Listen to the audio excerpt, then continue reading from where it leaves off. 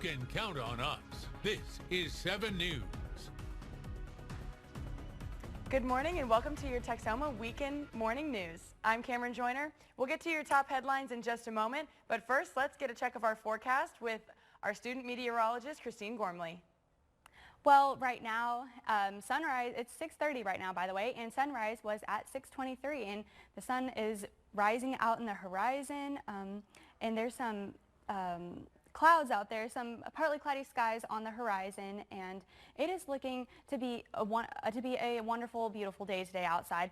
We are tracking some storms that are moving past the area. It did bring some showers last night, clipped some northwest counties last night like I was expecting it to, and now most of the rain is northwest Oklahoma and Texas. Unfortunately, we didn't get too much of that rain overnight, but we do have another chance this afternoon and tomorrow morning and Tuesday morning. But right now, temperatures are in the 70s, 77 degrees for Lawton, 77 in Duncan. That cold front didn't really cool things off right away. We're still in the 70s for our lows, which is pretty normal for June and what we've been lately. But today, highs are going to be lower and lows are going to be in the 60s for the next couple of days. And here are our dew points. It is a little moist out there, 66 for Lawton and 63 for Frederick.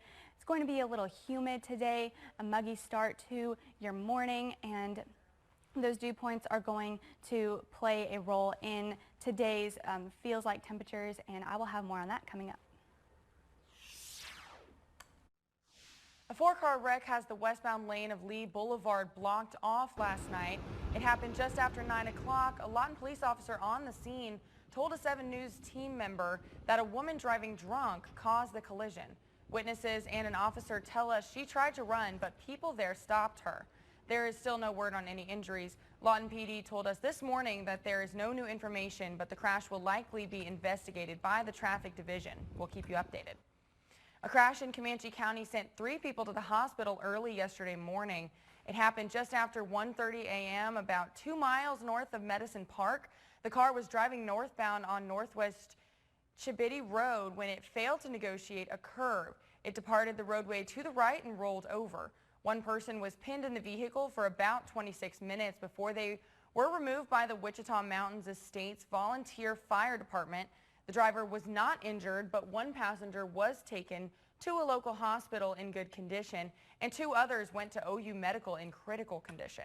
The cause of the wreck is still under investigation. Wichita Falls police are investigating a double homicide, the city's 2nd double homicide within the month. It happened around 9:30 yesterday morning at the 200 block of Cartwright Road. When officers got to the residence, they found 2 people dead from gunshot wounds. Police found a 3rd person on the scene with a self-inflicted gunshot wound. That person was transported to a hospital in critical condition, according to officials. The people involved are not being identified, but officers assure the community that this was an isolated incident and that the public is safe. Senator Jim Einhoff was in Lawton yesterday visiting the Fire's Innovation Science and Technology Accelerator at Central Plaza. 7 News reporter Alicia Banks has more on how Einhoff supports the military and Southwest Oklahoma. While in Lawton, Senator Jim Inhofe shared his thoughts on the historic overturning of Roe v. Wade. He remembers when the ruling was put into place in 1973. I'm old enough now to remember the beginning and to be here when that takes place. So no one out there can have spent the time that I spent suffering under this, knowing that someday it would change, and it changed. The senator is happy to see it coming to an end after nearly 50 years. He believes there will be many benefits to this for Oklahomans.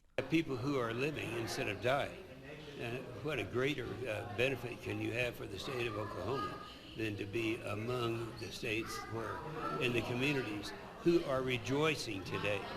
You know, sure, there are some people that are not on this issue, but you know, does that really matter? Inhofe met with Vista officials to see the progress of the facility's construction downtown. Vista Director James Taylor says he's grateful for Inhofe's support for Southwest Oklahoma in the military. It's done so much for this community. Many people don't know that. Freedom Elementary on post, our 2 cross-functional teams that are there, efforts in supporting the military family. It's all been a part of his life and his service to our country in the U.S. Senate. Luke Holland, who's running for Inhofe's seat, joined the senator for the visit. Reporting in Lawton for 7 News, I'm Alicia Banks. The Lawton Fort Sill Habitat for Humanity partnered with Bike and Build, an organization who bikes around the country to raise awareness for affordable housing. About 30 riders are on a cross-country ride from Florida to California, stopping to help nonprofit organizations on the way. Yesterday, they helped Habitat in Lawton with a build on Ranch Oak Boulevard. Many of the riders want to make a difference in the lives of others.